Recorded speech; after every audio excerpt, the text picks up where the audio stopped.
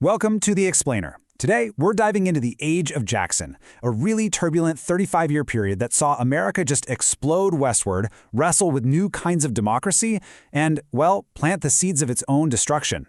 This is the story of how the nation grew into a massive continental power, all while fracturing from the inside out.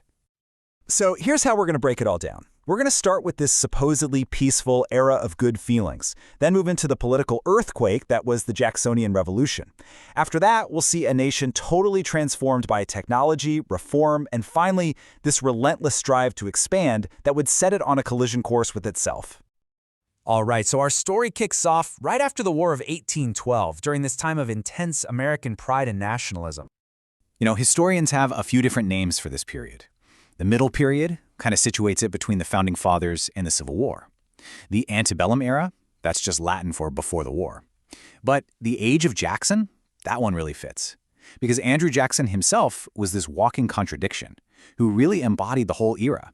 A champion of the common man who expanded democracy for some, while at the same time enforcing these incredibly brutal policies against others.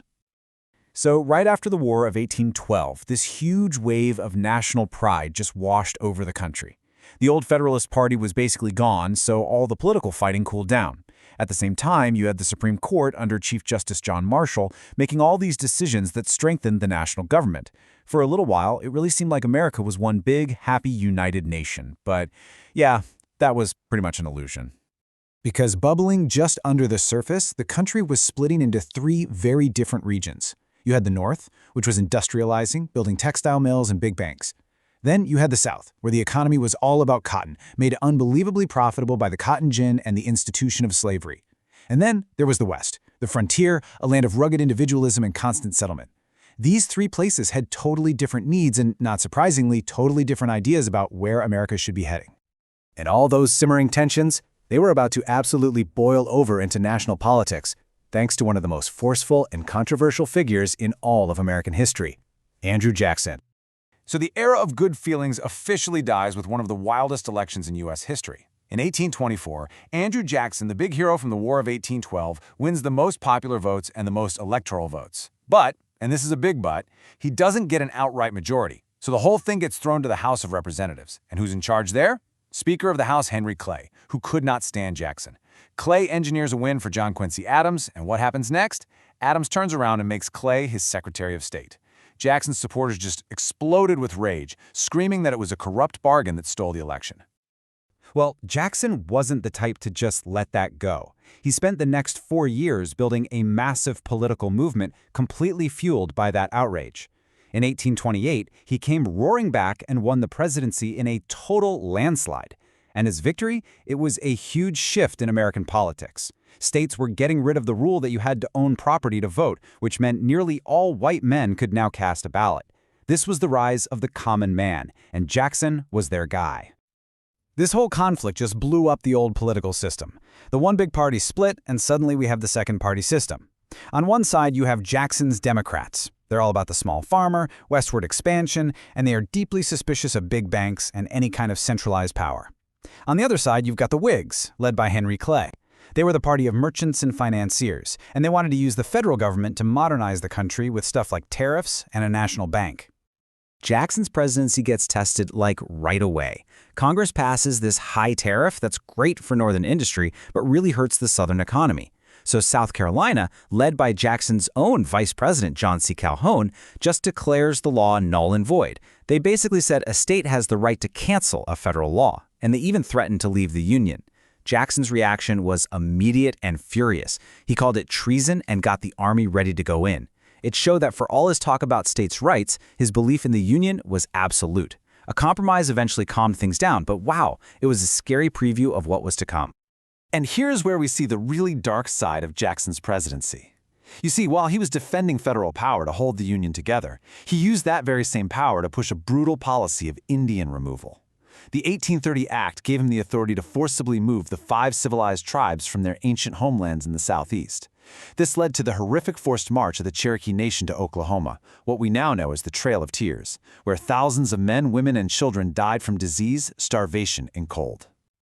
But Jackson's biggest fight, this one was personal. It was his all-out war on the second bank of the United States. He saw it as a corrupt monopoly, an unconstitutional monster that just helped a rich Eastern elite get richer on the backs of regular farmers and workers. His veto message, which you see here, was this powerful statement of his beliefs, basically arguing the government has no business making rich men even richer. And Jackson won his war. He totally dismantled the national bank, pulled out all the federal money, but that victory came with a huge price tag. With no central bank to keep things in check, state banks started lending money like crazy, creating this massive economic bubble. And when that bubble burst in 1837, it caused a devastating financial crash and a depression that lasted for years. By the way, if you're finding this explainer helpful for connecting the dots of U.S. history, do me a favor and hit that like button and subscribe for more. Okay, so even while all these political firestorms and economic crises are going on, there was this other, quieter revolution happening, a technological one that was completely changing the face of American life. And this was the market revolution. I'm talking about the explosive growth of railroads, canals like the famous Erie Canal and the telegraph. They were knitting the country together in a way no one had ever imagined. A better postal service and a booming newspaper industry meant ideas and news could travel faster than ever before. All this infrastructure basically turned a bunch of isolated little towns into one powerful, interconnected national market. And this economic energy created just incredible wealth. Get this, by the middle of the century, America had more millionaires than any country in Europe. That kind of unbelievable growth really reinforced this powerful American idea of upward mobility, the belief that it doesn't matter who your parents were, you could make it big through hard work. Now, when a society changes this fast and this dramatically, it also sparks this intense desire to reform it, to fix its problems. And a lot of that was driven by a huge wave of religious passion.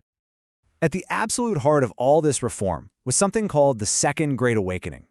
It was this massive Protestant revival that swept across the country, and it preached that people could achieve salvation through their own free will and by doing good works.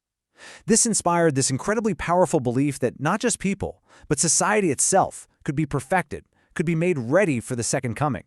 This religious energy led to an incredible variety of social experiments. I mean, some people tried to build little perfect societies, like the Shakers, who were famous for their minimalist design and practiced celibacy, or the Oneida community, which practiced a form of communal marriage. Entirely new religions were born, like Mormonism, and you had new philosophies like Transcendentalism pop up, championing radical self-reliance. It was a wild time. But other reformers didn't try to escape society. They channeled that energy into tackling its biggest problems head-on.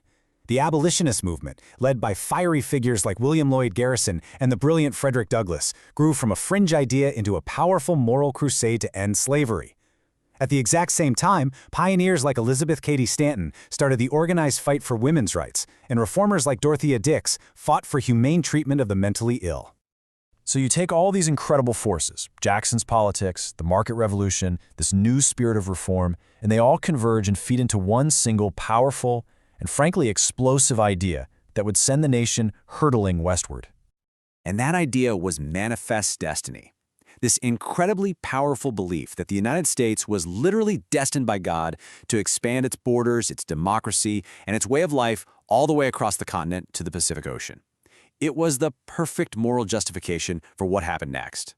And the expansion was just breathtakingly fast. In 1845, the U.S. annexes Texas. In 46, it makes a deal with Britain for the Oregon Territory. And by 1848, after winning the Mexican-American War, it gets this huge chunk of land called the Mexican Cession. In less than 4 years, the United States becomes a continental nation stretching from sea to shining sea. But this massive victory came with a fatal question. Would all this new land be free, or would it be open to slavery? And that's where the age of Jackson ends. America is bigger and more powerful than ever, but that question, the question of slavery in the new territories, brought back to life by the very expansion that had defined the era, that question would poison everything and set the stage for the Civil War. To see what happens next, check out the next explainer in our U.S. history timeline, or click here to explore another topic. Thanks for watching.